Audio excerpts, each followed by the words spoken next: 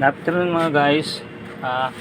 Welcome to my YouTube channel, Kuya Mon Gitara Vlog. Ay, nandito na ako sa bahay, nakauwi na ako. Galing ako na San Marcelino sa nanay ko hospital.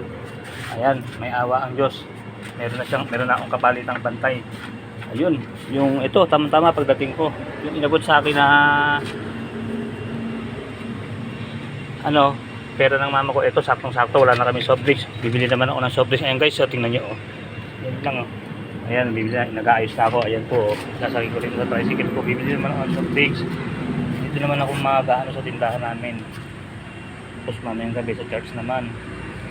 Ayan po, bibili ko. Ayan, sasakay ko dito sa tricycle ko. Kaya laging masasabi ko lang po, talaga pong ganun. Kahit anong hirap ng laging yung uunahin ng Panginoon. Siya ang una sa lahat. At isusunod na lang sa inyo lahat ng mga bagay. Kung namumroblema kayo, magagawa ng paraan yun, basta laging unahin nyo siya, laging nasa isip siya una. Masosolve ang lahat ng problema. Subok na subok ko. Sa isang kisap mata nakakapagligtas ng problema ang Diyos. Kasi nung isang linggo namumroblema kami kung sino ang papalis sa amin. Isipin mo, isang linggo namin pinoproblema yun. Tapos kagabi, isang kisap mata lang, kaninang umaga, tutukan, gumawa ng paraan ng Diyos. Dahil ako talaga, inano ko kanina, kahit anong mangyari, sasamba ako, magbabantay ako sa church, iiwanan ko mama ko dun sabi ko, nagsabi na ako kay mama dahil uunahin ko yung Diyos. Naintindihan naman ako ng nanay ko. Sabi ko, ma, magbabantay kasi ko sa church, huwag ka mag-alala, hindi ka rito kakapababayaan ng Diyos. Naintindihan naman ng mama ko yun. Maya tumawag na yung asawa ko, nakakuha raw silang kasi yung kausap namin parang drawing na salita. Yung unang kausap namin drawing lang pala papalit daw, biglang nagbago isip ng tutukan. Buti na lang may pangako ang Diyos na isang kisap mata nagliligtas siya. Sa isang kisap mata sinira niya usapan namin, umano siya ng usapan, hindi siya tumupad. Sa isang kisap mata rin gumawa ng paraan ng Diyos. Nakakuha kami ng mas maganda pa ngayon dahil ang nakuha namin babae.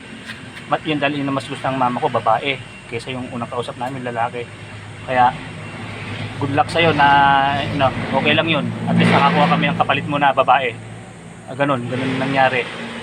Kaya ang masasabi ko lang po ang tungkol sa vlog na to, basta't inunan nyo lang po ang Diyos, hindi kayo pababayaan ng Diyos. Magtiwala lang kayo. Siya unahin nyo at lahat ng bagay isusunod niya na sa inyo. Kahit biyaya o problema, isusolve. Kung biyaya, unahin nyo siya, isusunod na biyaya sa inyo. Kung problema naman, unahin nyo siya, isusunod niya na ang pagsusolve ng problema nyo. Basta unahin nyo siya lagi. Kasi sinabi niya yun, wala namang lalaki sa kanya pa kahit ano pang bagay, siya mas malaki Di ba mga guys? Walang lalaki pang problema sa kanya o ano pa mang suliranin. Sa isang kisap mata ililigtas kanya. O sige po mga guys, hanggang dito na lang, pinakita ko lang sa inyo gagawin ko ngayon Ito muna, bibili muna ako ng soft drinks, kakarga ko rito. Ayan guys, ayan kalooban lahat ng Diyos to dahil pagbabantay ko sa tindahan, kahit pa paano pagbabantay ko sa mama ko, kahit pa paano naaabutan ako. Parang pinagtutugma-tugma ng Diyos. Alam ng Diyos na wala rin ako naaabutan ako ng nanay ko sa pagbabantay ko. Although,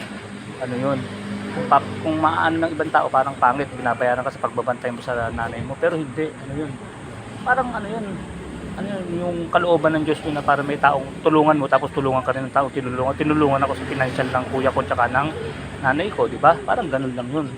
Kaya Diyos ang gumawa ng istorya ng buhay mo para makaraos ka sa magandang pamamaraan. Ayan. Ngayon, may bibili na kung meron na akong isusuporta kahit paano sa tindahan namin na soft drinks. Ayan po, tingnan nyo guys, mga guys.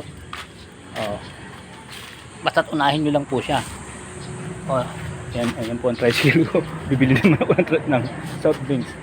Minsan natatawa na lang po ako sa mga nangyayari. Pero natatawang masaya po, maligaya po ang puso ko dahil lagi pinatutunayan sa akin ng Diyos na talagang hindi niya papabayaan ng taong matuwid.